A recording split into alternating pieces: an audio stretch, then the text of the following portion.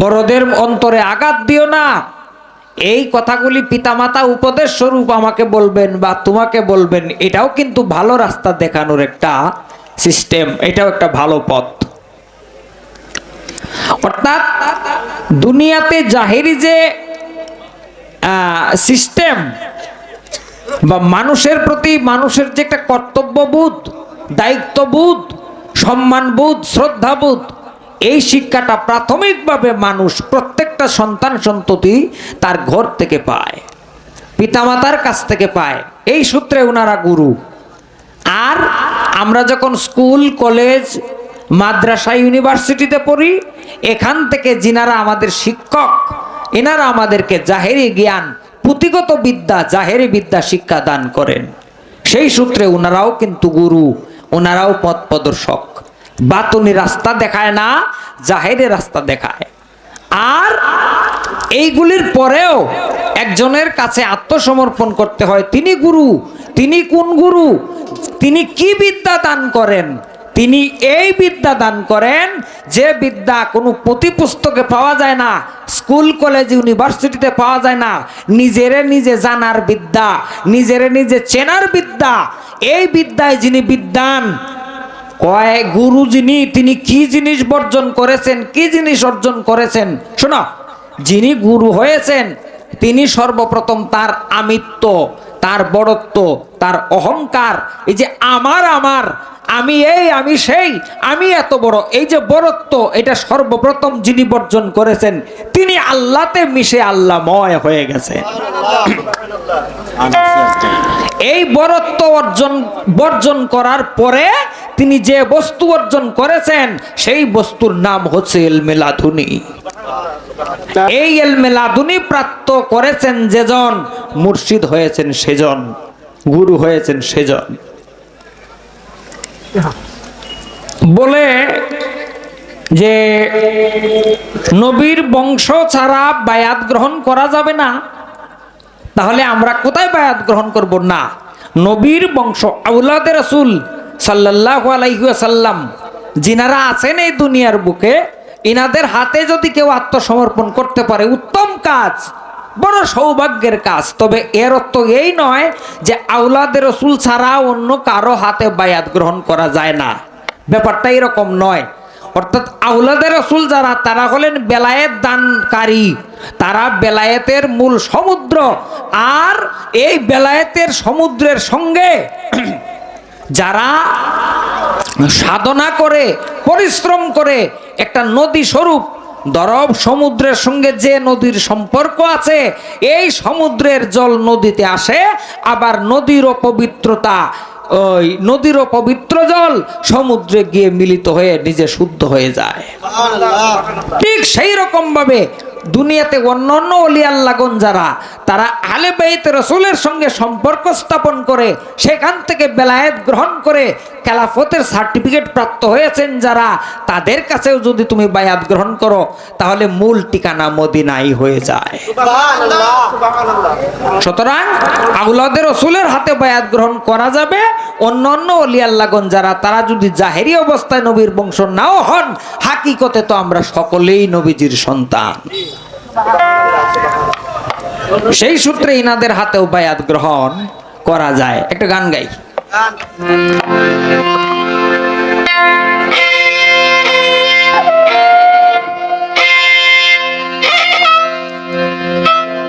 বাড়ি জমির হিসাব নিবে,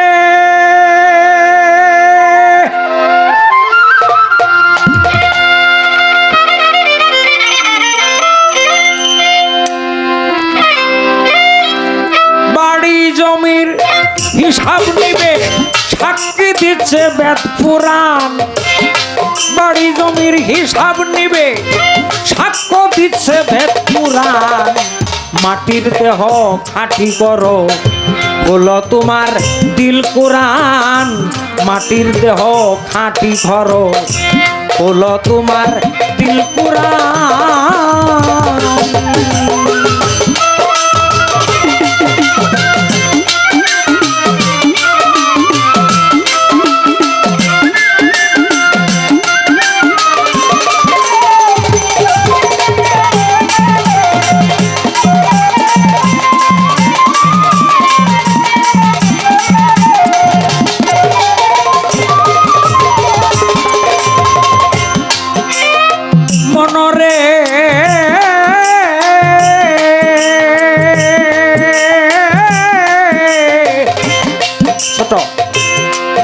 নিঃশব্দে কে বা হয়, নিঃশব্দে কে কথা কয়, জম কোথায় বসে রয়, কই বা থাকে পঞ্চপ্রাণ।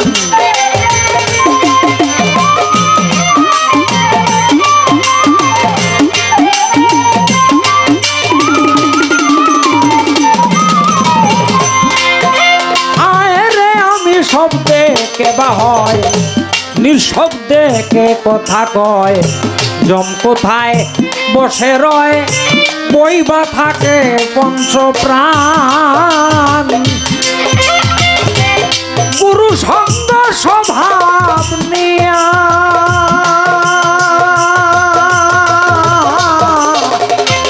নিভুর তত্ত্ব লও বুঝিয়া রে, সাধু সঙ্গ স্বভাব নিয়া নিগুর তত্ত্ব লও বুঝিয়া, বিশ্ববিজ্ঞান পাঠ করিয়া সবাকে দেখো সমান।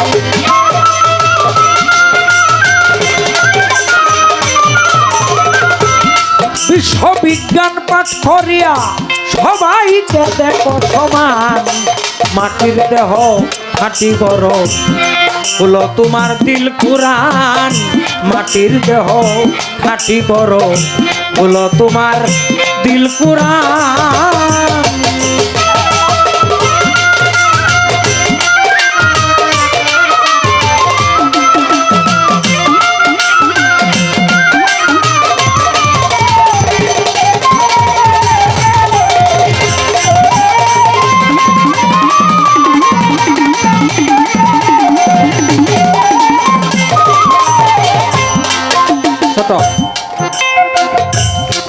আরো কিছু জিজ্ঞাসা তার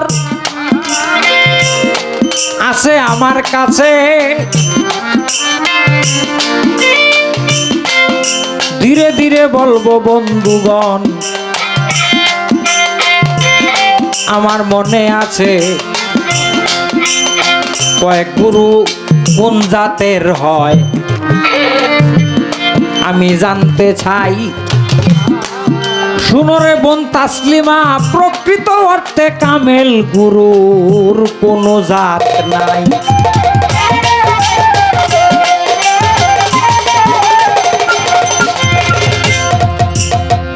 জাত, ধর্ম, বর্ণ এইগুলি তোমার আমার জন্য। যিনি সকল ধর্ম বর্ণের উপরে উঠে গেছেন, একজন গুরু, তিনি সমুদ্র স্বরূপ। তুমি আমি, আমরা অল্প জ্ঞানী মানুষ যারা, আমাদের জাত, ধর্ম, বর্ণ, ক্ষত্রিয়, শূদ্র বা ধর্ম, বর্ণ, জাত এগুলি বেঁচে চলতে হয়। কেন? আমার জ্ঞান কম। আমার কাছে যদি কোনো হিন্দু ব্যক্তি আসে, হইতে পারে তার কাছে আমি হেরে যেতে পারি, তার মোহে আমি আবদ্ধ হয়ে যেতে পারি। তখন ধর্মের প্রতি, আমি যে ইসলাম ধর্মের মানুষ, আমার জ্ঞান কম থাকার কারণে কোনো জাননেওয়ালা হিন্দু ব্যক্তি যদি হয়, তাহলে তার কাছে আমি হেরে যেতে পারি, সনাতন ধর্মের প্রতি আমি আকৃষ্ট হয়ে যেতে পারি। কিংবা একজন হিন্দু মানুষ, তার জ্ঞান কম, সে যদি কোনো মুসলমানের সংস্পর্শে যায়, তাহলে মুসলমানের সঙ্গে তর্ক আলোচনা করলে সে হেরে যেতে পারে, নিজ ধর্ম ত্যাগ করে মুসলমান হয়ে যেতে পারে। যেমন পুকুরের জল, একটা পুকুরের মধ্যে যদি একটা মরা গরু ফেলে দেওয়া হয়, তাহলে এই পুকুরের পানি দিয়ে আর গোসল চলে না, ওযু চলবে না।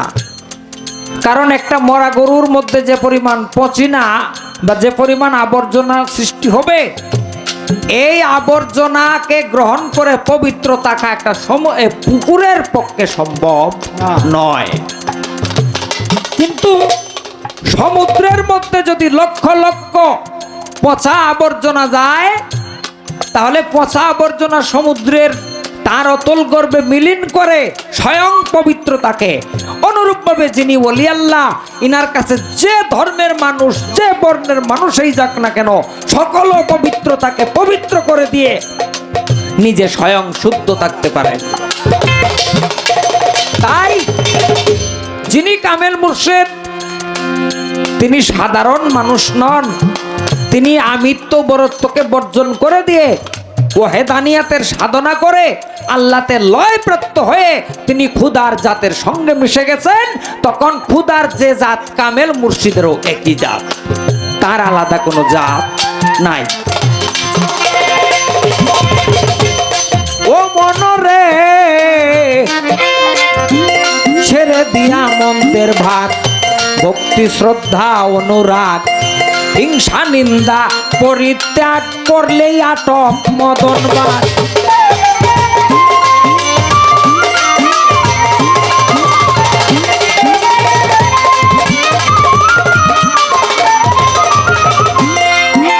আরে ছেড়ে দিয়া মন্দের ভাগ, ভক্তি শ্রদ্ধা অনুরাগ, হিংসা নিন্দা পরিত্যাগ করলে আটক মদনবান। অনন্তে মিশিয়া যাবে আর নাই আসিবে ভবে, অনন্তে মিশে যাবে আর নাই আসিবে ভবে। সঙ্গীরা সব বাধ্য হবে, বাটি ছেড়ে ধরবে উজান।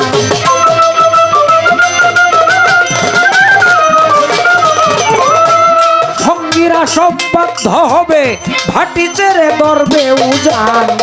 মাটির দেহ কাঠি করো, বলো তোমার দিল কুরআন। মাটির দেহ কাঠি করো, বলো তোমার দিল কুরআন।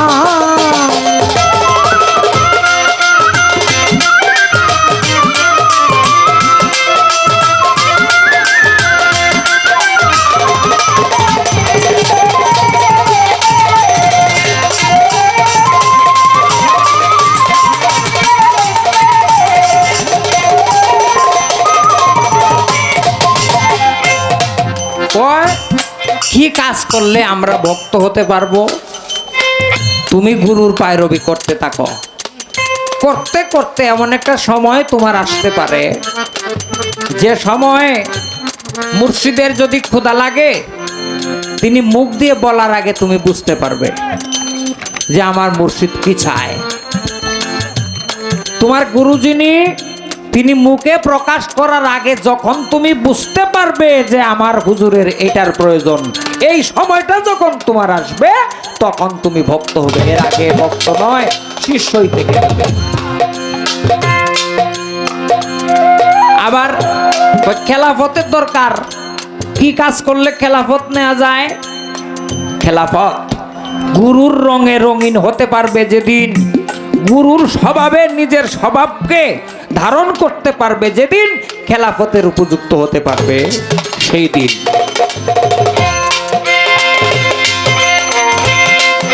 মনরে কাঁচা মাটি পুরছে যারা, শুদ্ধ মানুষ ভবে তারা।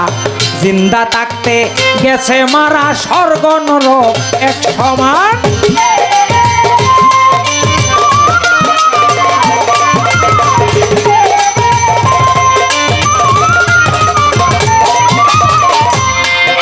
ভবে কাঁচা মাটি পুরছে যারা, শুদ্ধ মানুষ ভবে তারা।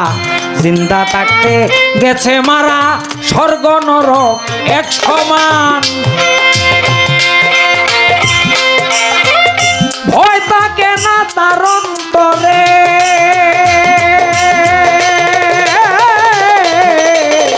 চাপ দিল যে প্রেম সাগরে। ভয় থাকে না তার অন্তরে, চাপ দিল যে প্রেম সাগরে। পাথরে কি গুণে ধরে জালালউদ্দিন কনামা।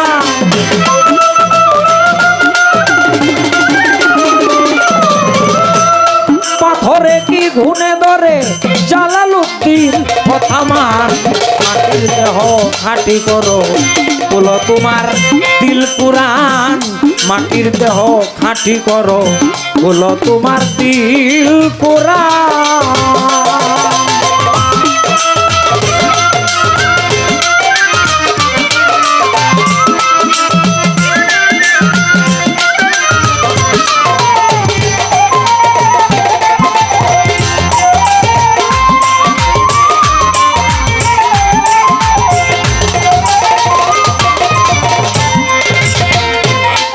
জমির হিসাব নিবে সাক্ষী দিচ্ছে বেদ পুরাণ বাড়ি জমির হিসাব নিবে সাক্ষী দিচ্ছে বেদ পুরাণ মাটির দেহ খাঁটি করো বলো তোমার দিল কুরআন মাটির দেহ খাঁটি করো বলো তোমার দিল কুরআন মাটির দেহ খাঁটি করো বলো তোমার দিল কুরআন।